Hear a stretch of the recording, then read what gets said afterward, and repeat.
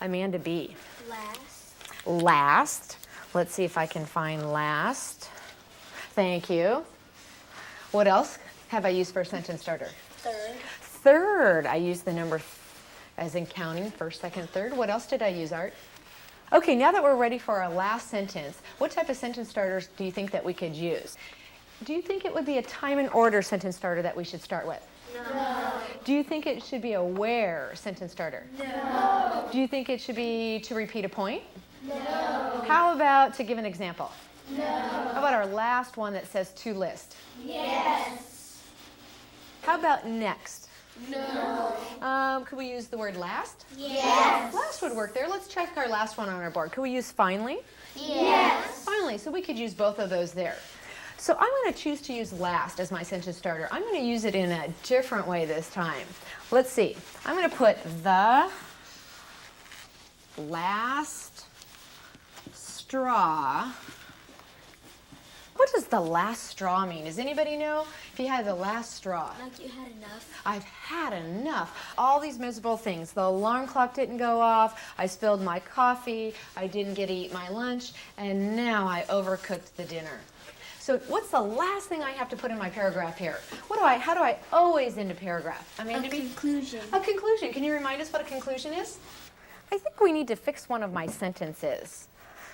I have third, I had left my lunch at home. I don't think that's a really exciting, dynamic sentence. Let's see if I can make it really dynamic. Let's see if I can have some of you help me here. So let's look at this one. Third, I had left my lunch at home. I have the sentence starter third. What would be some other sentence starters I could use in place of that? Next. Next, I could use that. Let's get our little Post-its out, stick them on. We just finished our column of starters. Let's look at who is the person talking in this sentence. Yourself. Myself. How would I have to put that? If I'm talking in first person, how would I have to keep it? You might have to put I. Yeah, we would have to keep it I because I was the one talking all the way through. So I'm going to keep I since that's first person. Let's go over here to the powerful, powerful actions. I put third I had left. That's showing my action there. What's another word I could put besides leaving my lunch there? What's another word I could use? Forgot. Forgot. Good word. Can anybody go ahead and make a really exciting sentence for me? One that's better than third I had left my lunch at home. What would be an exciting sentence? Jackie? Also, I Also, forgot I forgot. my lunch And I have my lunch from our sentence on the counter at home. at the counter, on the counter at home. Is that a better sentence? Is that more exciting than the one that I had here? Yeah, that gives more detail, doesn't it? Now we're going to go back to our journals and we're going to write about a miserable day that you've had. We're going to use our chart here using the who, what, when, and where. Remember, you can always throw in those how and whys you had miserable days. Who can give me an example? In this fourth grade classroom, the modeled writing summarizes and reinforces the key concepts students are learning in their core curriculum. Notice how this teacher integrates social studies and a mini mechanics lesson. Agriculture and raising animals, and I want for you to spell raising animals, but I want you to think first. Let's use our strategy board to spell the word raising. Crystal, could you go up and point to the areas on our strategy board for us, please? And what section are we going to get that from? The glue them together. Good. And what long vowel are we going to get that from? The long A. And what word are we going to choose? Train. And how does train help us to spell raising? What's the long A that's put together? The A and the I. The A and the I. Excellent job. Okay, let's spell raising together. We start with the R. What comes next? Because we know that it comes from our vowel, our long vowel. Great. Douglas? A-I. A-I.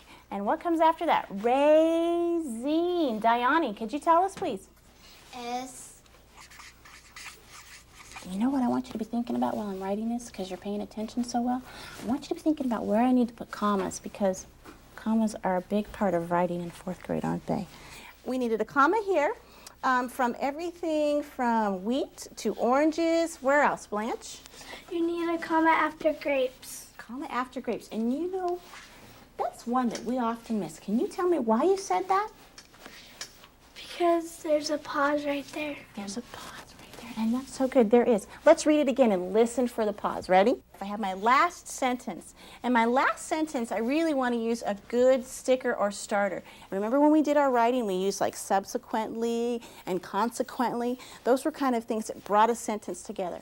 And so I'm going to go over here to my sticker and starter board.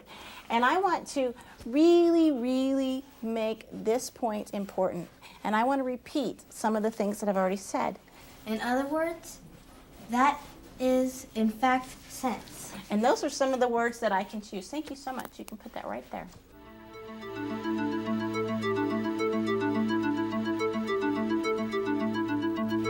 Our next key component, guided writing, is a teacher-directed small group activity which occurs daily in all classes.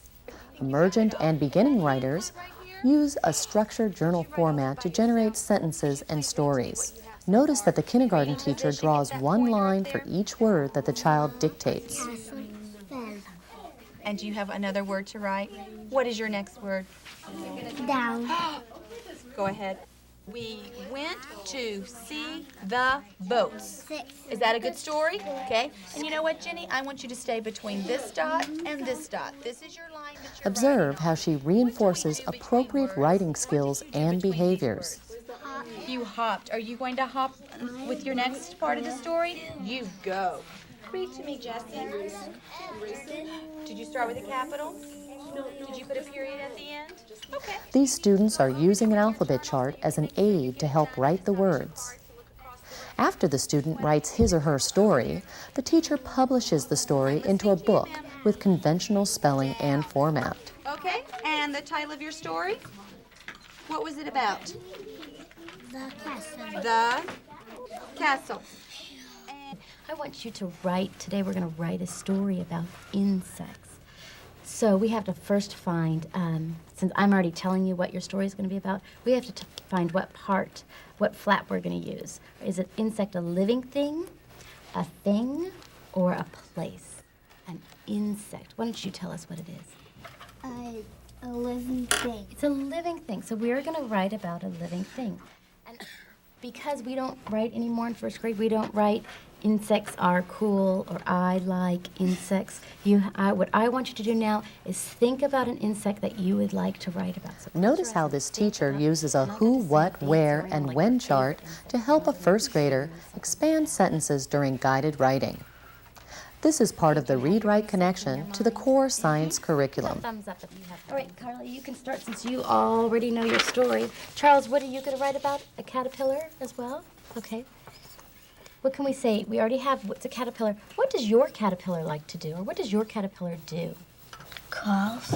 It crawls? Good. Where does it, when or how or why or where does it crawl? Let's watch a second grade teacher work with a guided writing group. Haven't we? Yes. And you know when you write, it's like your thinking voice and you're having it come out onto the paper. And in your thinking voice, you want to be very friendly. You want the people who read your letters to really be interested in them.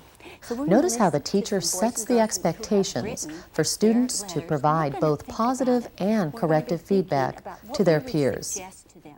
Would we say, first of all, we're going to think, does it make sense? If I were the reader, would it make sense to me? Okay. Also, you're going to think, are the sentences in the right order? That's another important thing. We're going to be listening. Do they have enough details? Would we suggest something else? Okay. So we know what we're going to be listening for? Yeah. Okay. Christy, you want to go first? Tell us where you are on your self-edit, okay? I'm on capital letters. You tell us what you have done so far, what that you can check off. I see some check-offs here. I've done sense How do you know that it makes sense? because I went back and read it, but I'm still doing my other paragraph. Okay. So you say you have a beginning, middle, and an end. Are you going to add to that? Yes. Okay. My printing is readable, and I have capital letters How do you know that? because I went back and skimmed. Did you have a friend check it also? Yeah. Okay. Well then, let's listen to you. Let's listen now, and we'll see if it makes sense to us. Okay? Dear first grade, Get ready for an exciting year at 2nd grade. You will go to lots of field trips like the zoo.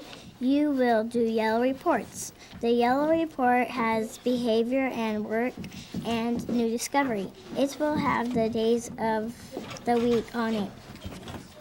I like when you said get ready for an exciting year. And you said you're going to have yellow reports and the days of the week. Let's see if we can give Christy some suggestions. Okay, does anyone have suggestions? Okay, Lucas, let's hear your suggestion.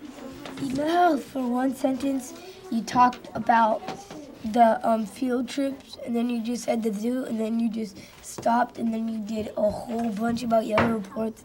Well, I think maybe you should add some more about the field trips. Okay. Lucas had a really nice suggestion. But let's think, first of all, when we do a letter, we always have the heading. We always have the greeting. And the closing. Then comes the body first. And then finally the closing. Okay. Now let's look and we'll see the very same things on our paper, won't we? Now, first of all, we know that Watch how the teacher explains to the students how to incorporate the feedback as they revise the letter. Now we're going to work on the body part of it. And Lucas's suggestion that she build the first paragraph because she talked about the field trip, okay? What else can she say? Some other exciting things that we can put in that first paragraph, okay? What was one of... Pumpkin math. Remember when we did pumpkin math? That's right, that would fit in here, okay?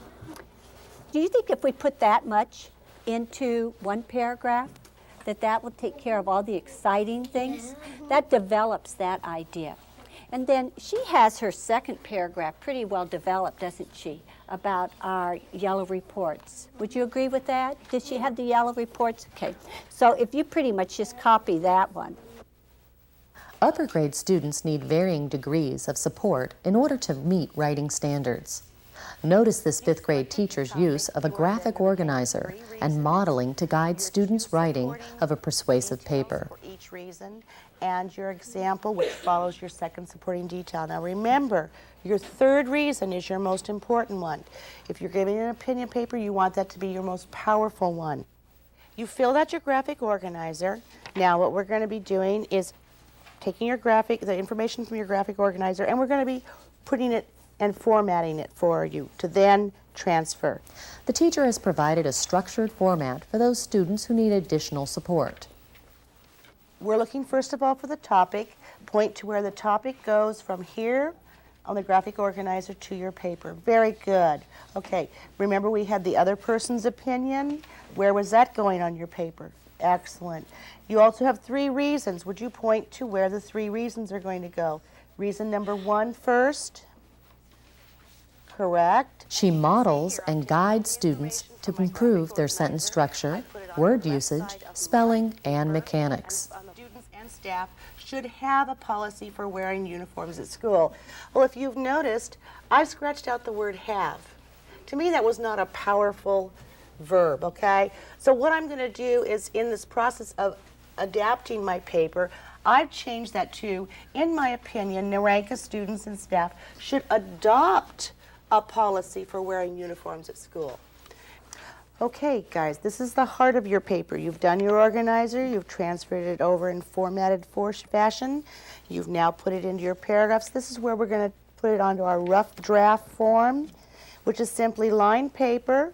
As you're transferring it over, this is about the time that you're editing also, and edit to see if you can either add something more exciting, check for your spelling, punctuation, indentation, paragraph. Do it on the plain paper, but do it every other line so that you can do the editing process.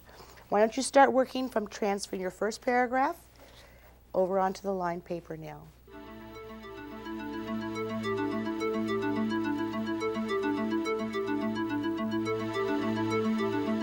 Our last key element is independent work. Throughout most of this video, you have been viewing teacher-directed instruction. However, students also need many opportunities in the day to work independently, with partners or small groups to reinforce skills and concepts taught. Students need to be provided with a wide variety of activities that are active and meaningful. as well as developmentally appropriate and motivating.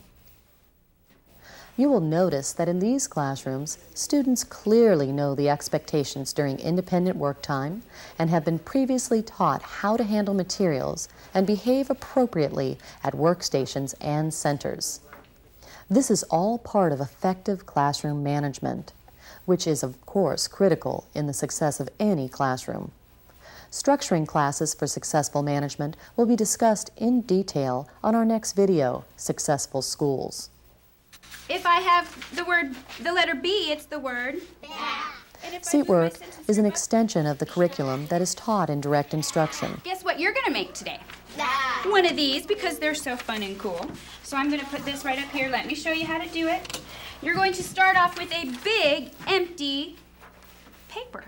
And you're gonna make it look like this when you're finished. You are going to get a very, very special publishing marker. It is easy for students to become frustrated and display behavioral problems when they are assigned seat work or independent tasks that are too difficult or without clearly knowing what they are supposed to do. Making sure individual students have the prerequisite skills to do the assignment and understand the directions is very important for the class to run smoothly.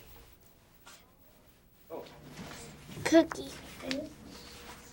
Games and learning centers, which reinforce previously taught skills, engage children in meaningful activities. It is important that students have choices of activities to select from. I think these two match because there shouldn't and should not.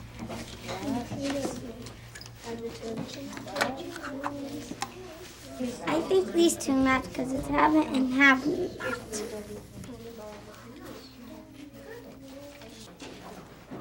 Angry,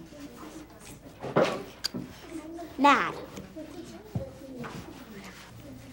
We need to capitalize please. We need to put quotation marks before please. We need to capitalize Friday. Students practice reading and writing to become more fluent and confident in their skills. Ice, rice. Oh yeah, dice.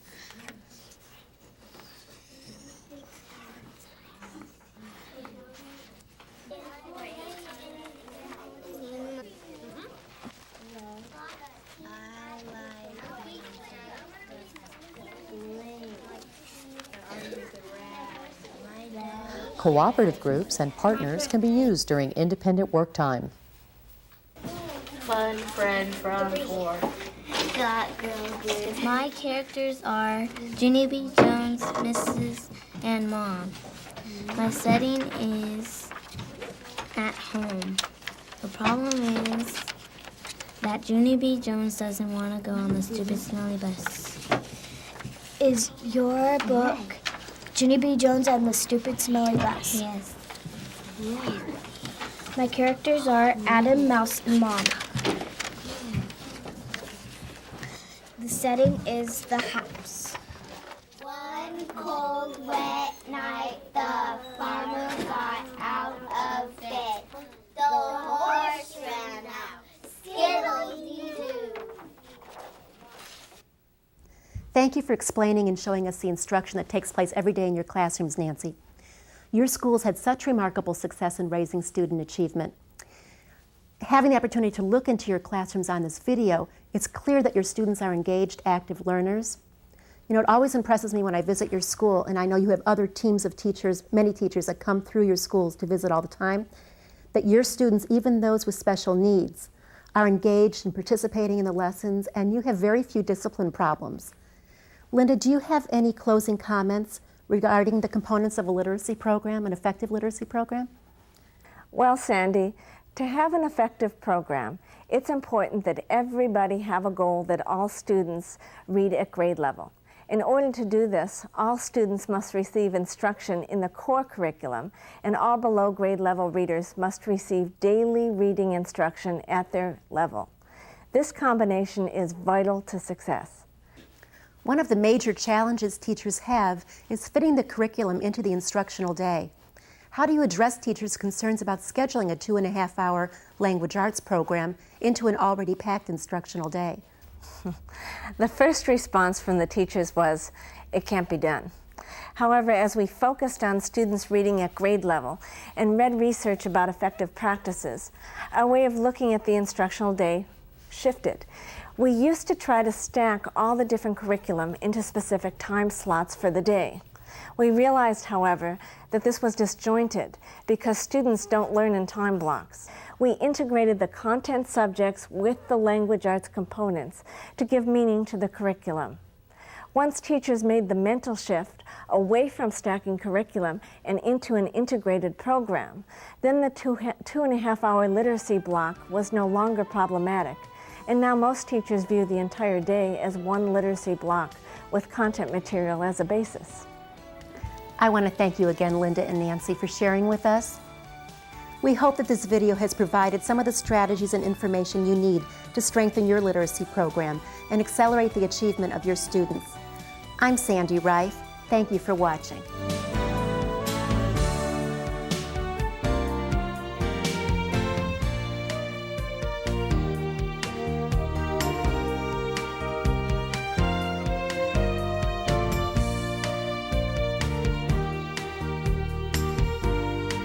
The companion video to Successful Classrooms, Successful Schools